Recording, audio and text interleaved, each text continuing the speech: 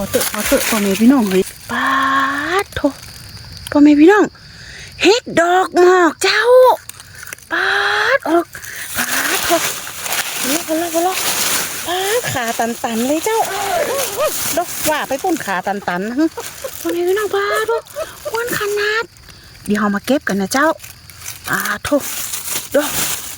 โอ้ยเฮ็ดงามๆทั้งนั้นพ่อแม่พี่น้องเฮ้ยนี่พ่อแม่พี่น้องทุกนี่นะเจ้าโอ้งามขนาดงามแต่เอ้ยดูกำลังออกเลยเจ้าปาดอันนี้มันออกใกล้ๆปลาหินพอเจือปนนี่ปาดพอเจือ